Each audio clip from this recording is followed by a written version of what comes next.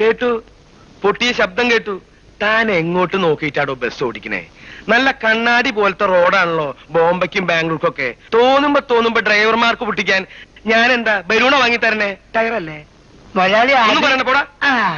നിങ്ങൾ പോ. സുധാരോടൊന്നേ തന്നെ വിശ്വസിച്ച ഞാൻ 2 ലക്ഷറി ബസ് വാങ്ങിയത്.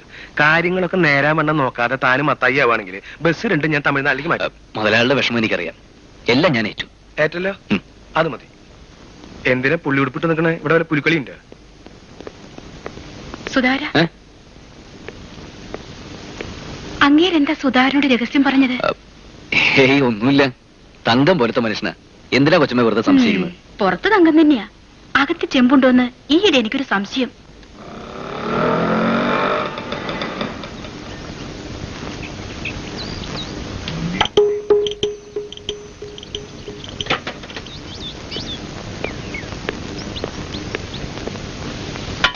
കുഞ്ഞെന്താ ഇത്ര നേരത്തെ?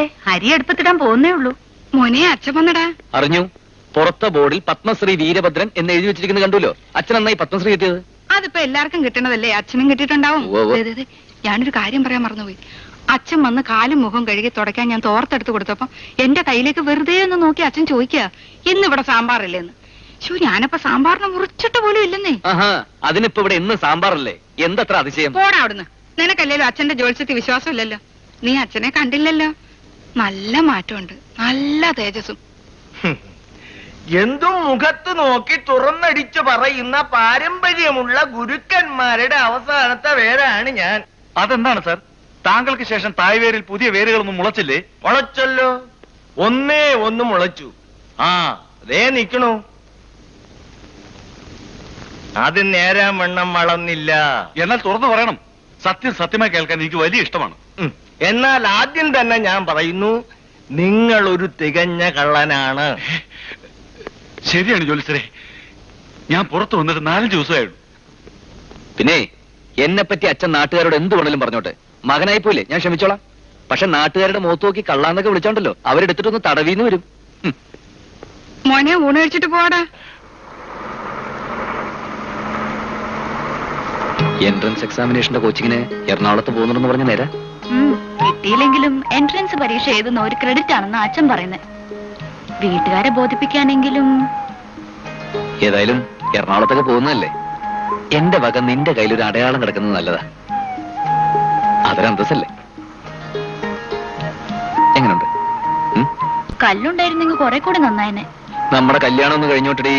കല്ല് വെച്ച് ഇതേപോലത്തെ 6 മോതിരം ഞാൻ നിനക്ക് വാങ്ങിത്തരും. ഇപ്പൊ ഇത് വേണോ അതോ? വേണം. സുധാരേട്ടൻ തരുന്നതല്ലേ. വേണ്ടെന്ന് പറയാൻ ഈ ജന്മം എനിക്കാവില്ല.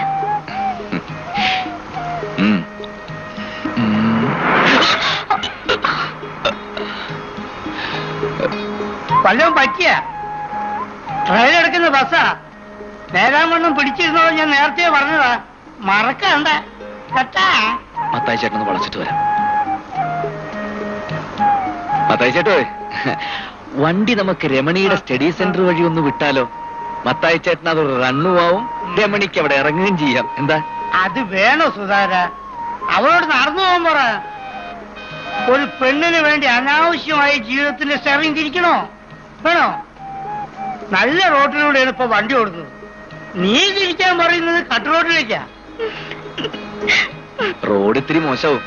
സാരമില്ല മത്തായി ചേട്ടാ, അവൾക്ക് എന്റെ ഈ ബസ്സില്, അല്ലല്ല നമ്മുടെ ഈ ബസ്സില് ഒരു ലിഫ്റ്റ് കൊടുക്കാൻ സാധിക്കുന്നത് നമുക്കൊക്കെ ഒരു അഭിമാനമല്ലേ? മത്തായി ചേട്ടൻ നോ പറയരുത്.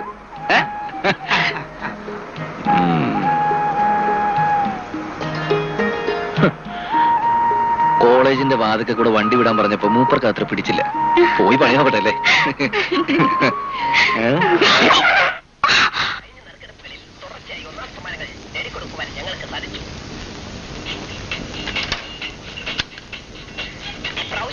ശിവരാമ, മത്തായിച്ചേട്ടാ, ഒന്ന് എണീറ്റേ. ശിവരാമൻ എവിടെ? ശിവരാമൻ ആളില്ലാതെ ബാംഗ്ലൂർക്ക് ബസ്സിലോടി പുലർച്ചയ്ക്ക് ഒന്ന് കിടന്നിട്ടുള്ളൂ. നമ്മുടെ ശിവരാമന് ലോട്ടറി അടിച്ചു. 10 ലക്ഷം രൂപ മാരുതി കാരണം ബമ്പർ അടിച്ചു. ശിവരാമ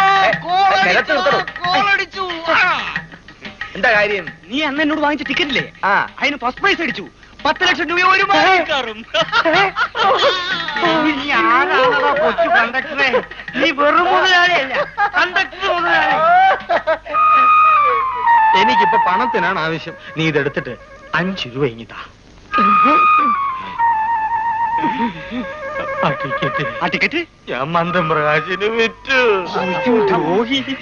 അയ്യോ ശിവരാമ, ഓയാ ശങ്കര, എന്താ എന്താ ശിവരാമന് ലോട്ടറി അടിച്ചു.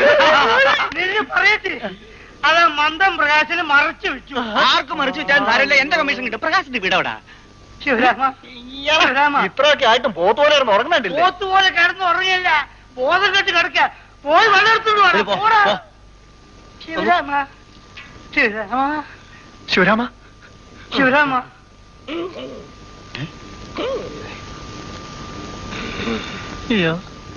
മാരുതി കാർ എപ്പ ഡെലിവറി എടുക്കണം? 10 ലക്ഷം രൂപ ഏത് ബാങ്കിലിടും? ഞാൻ എത്യോപ്യയിലേക്ക് പോട്ടെ. എവിടെ? Ethiopia, Ethiopia. പാവം നട്ട് തെറിച്ചാ തോന്നണേ. തോഴ, എന്റെ ടിക്കറ്റ് പോയി. ഞാൻ ആത്മഹത്യ ചെയ്യും. നിന്റെ സ്വന്തം അഭിപ്രായത്തിൽ ആത്മഹത്യ ചെയ്യണ്ട, നാലാളോട് അന്വേഷിച്ചു മതി. ഞാൻ നിങ്ങൾക്കൊരു വഴി പറഞ്ഞുതരാം, അതുപോലെ നിങ്ങൾ ചെയ്യണം. ബാങ്കിൽ ഡെപ്പോസിറ്റ് ചെയ്യാനാണെങ്കിൽ 13% ബാങ്ക് ഇപ്പോൾ കൊടുത്തുകൊണ്ടിരിക്കുന്ന പുതിയ പലിശ. പഴയ ഇൻട്രസ്റ്റ് ഇപ്പോൾ പുതുക്കിയിരിക്കുക. ശരി, എല്ലാം കൊണ്ട് വലിയ മാറ്റങ്ങളല്ലേ ഇപ്പോൾ. കണ്ണൂടെ ഇപ്പൊ കണ്ണാണ്ടൂടറാ. നല്ല പലിശ നിരക്കും. ഒന്നെടുത്ത് തണുപ്പിച്ചോ. എപ്പോഴാ ബോധം വീണത്? ബോധം വന്നില്ല.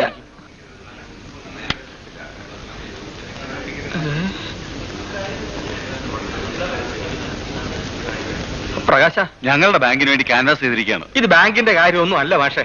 ഒന്ന് വന്നേ, ഒന്ന് ഇങ്ങോട്ട് വന്നേ. ഇപ്പൊ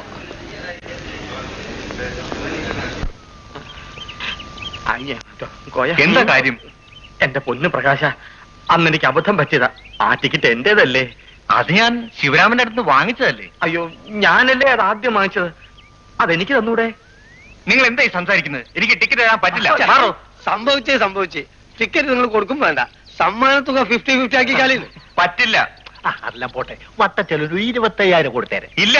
അയ്യോ ദേ മനുഷ്യത്വത്തിന്റെ പുറത്തെങ്കിലും ഒരു 5,000 രൂപ എനിക്ക് താ. 5 പൈസ ഞാൻ തരില്ല. നീ തരില്ലേ? വാങ്ങിക്കാൻ എനിക്കറിയാം. സമ്മാനം വാങ്ങിയിട്ട് കൈക്കും കാലിന് സ്വാധീനം ഉണ്ടെങ്കിലേ നീ വീട്ടിൽ കയറൂ. എന്റെ പുറകിലും ആൾക്കാരുണ്ടെന്ന് നീ മനസ്സിലാക്കണം. ഞാൻ വാങ്ങിക്കൂടാ. അമ്മേ, അമ്മേ, കുമ്മേ എന്ന് വിളിക്കണ്ട. ചതിച്ചും പറ്റിച്ചും നീ പണക്കാരനാകാൻ നോക്കണ്ട. ഞാൻ കൊണ്ടുകൊണ്ടിരിക്കാം. പോയാ, ചക്കരാ, പോയാ.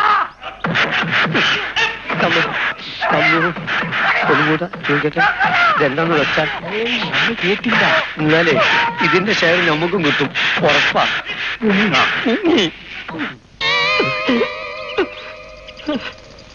എന്ത് വ്യത്യാസനെ? ഒന്നും പറ്റിയില്ല, ഒരു ലോട്ടറി അടിച്ചതാ. ഈ സുധാരേട്ടൻ കുളിക്കാൻ പോയിട്ട് എത്ര നേരായി? ഒന്ന് കണ്ടിട്ട് പോണോന്ന് കരുതിട്ടാ ഞാനിങ്ങനെ കാത്തു നിൽക്കുന്നത്. കുളിയുടെ കാര്യത്തിൽ അവൻ പെണ്ണുങ്ങളെക്കാളും കഷ്ടം. കുളത്തിലിറങ്ങിയ പോലെ വെള്ളം നിറച്ച് ചെമ്പി കിടന്ന് നീന്തുകയും ചെയ്യും. ഞാനൊരു കാര്യം പറഞ്ഞ അമ്മ എതിര് പറയോ? എതിര് പറയണോ വേണ്ടായോ എന്ന് മരുമോളായിട്ട് വന്നതിന് ശേഷം പറയാം കേട്ടോ. തമാശയല്ലമ്മേ, ഞാൻ കാര്യമായിട്ട് പറയാം. അമ്മ ഒന്ന് ശുപാർശ ചെയ്താ സുധാരേട്ടന്റെ അച്ഛൻ എന്റെ കൈയൊന്ന് നോക്കും. ഒന്നുമില്ല, ഇത്തവണ എഴുതി പരീക്ഷയുടെ ടെൻഷനൊന്നും തീർന്നു കിട്ടാനാ. ഇതാണോ ഇത്ര വലിയ ആന കാര്യം? പരീക്ഷയുടെ കാര്യം മാത്രമല്ല മോളെ, നിന്റെ അച്ഛന്റെ പ്രൊമോഷന്റെ കാര്യം വരെ അങ്ങേര് പറയും. 18ാമത്തെ വയസ്സിൽ മഹാരാജാവിന്റെ വീരശ്രൃംഖല വാങ്ങിച്ച ആളാ സുധാകരന്റെ അച്ഛൻ. സംഗതി ഞാൻ ഏറ്റു.